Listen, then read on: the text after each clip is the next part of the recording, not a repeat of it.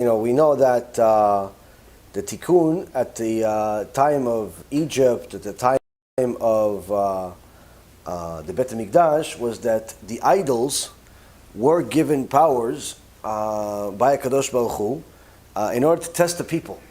So now, since this is later period than Avraham Avinu, question is, did the idols that Terach, the father of Avraham Avinu, the idols that he make, also move and do different things? I don't remember ever reading a source that says that they were moving, especially since it would go against the pshat, that Avraham Avinu, like you said to his father, these idols don't move, and Terach agreed that they don't move. But there's a reason for that. One of the main reasons is that the Gemara says that 10 powers, 10 levels of witchcraft were gifted to the world, and 9 of them were given to the Egyptians. 9 of them were given to the Egyptians. So it appears from that particular Gemara and Midrash is that the super power type idols began at Egypt rather than beforehand. And the other thing is that at the time of Bet HaMikdash, this is obviously after Egypt, so this continued to spread around the world, and also the test was still there.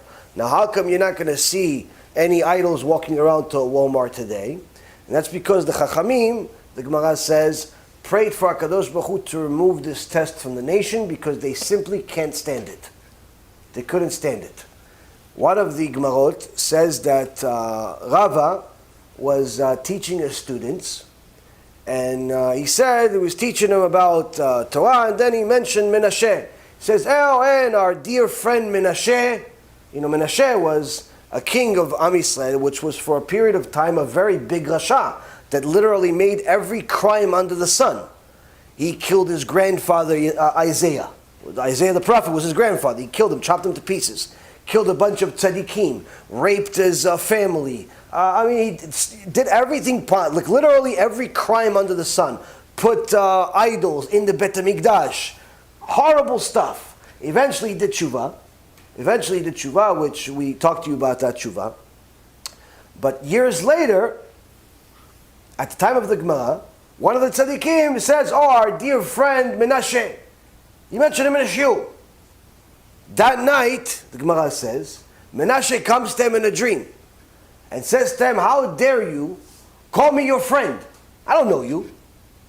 Who do you think you are? You don't know anything. You're an HaBRIT next to me. Meaning you're an ignoramus. You don't know any Torah next to me. Call me a friend. You are on the same level of learning Torah. You don't know nothing. You probably don't even know which part of the Challah you're supposed to use as the first piece of the motzi. On Shabbat, you have the challah, you do the 2 chalot, both chalot have to be complete. Don't cut your chalot before you do the motzi. Okay, and also don't do motzi on a challah that's partially eaten or partially cut. It has to be 2 complete chalot. Okay, so now you do bring the chalot, you do the blessing, and obviously this is after you've washed your hand and made a blessing on that, and then you have to take a piece out of the challah and eat it yourself, and then to the rest of your family. So Menashe tells one of the Gedolei Hador, someone that can revive the dead, says you're such an HaBRIT, you're such an ignoramus, he calls him. Imagine what we are next to him now. He's an ignoramus. He says you're such an ignoramus, you probably don't even know the simple thing, like which part of the challah you're supposed to actually use as the first piece. So Rabbi says to him, you're right, I don't know. But if you're such a big chacham, how come you worship idols? Right, you know so much Torah, how come you worship idols? So Menashe answers him in a dream. And he says to him, if you lived at my generation, and you saw the way the idols were in my generation, you would chase them worse than me to the point where you would raise your cloak and tie it around yourself so you could run faster after the idols. So don't judge me, you weren't in my generation. So HaBa says to them, okay, you're right. That's what the law is, that we're not allowed to judge somebody unless we were in his shoes, in his situation. but can you at least teach me what you said though? Which part of the challah do you actually take? He says, yes. He says, you take the one that was cooked the most. Challah is not cooked evenly. Not, especially if you cook it yourself. You bake challah yourself, you have the merit to have such a tzadikah wife, or if you're a tzaddik yourself, you make chalot. Doesn't bake equally. Sometimes there's a little bit of a spot somewhere here and there that's a little darker. That's the first piece. That's the first piece you take. That's the first motzi. After that, it doesn't make a difference. But that's the first piece of motzi. That's what we learned from a dream. Imagine the kind of Torah you learned from a dream. We have to be awake and still not get Menashe to join us. Maybe one day. B'Shem Hashem Na'aseh v'Natzliach, we're very excited to offer you the new Be'ezrat Hashem app 3.0. It's a newer, faster app full of Torah, lots of Kedusha by the shiurim that we do, myself, Rav Ephraim, Rav Chaim, where you'll have also newer features where you're able to use the app while you're using other applications on your phone.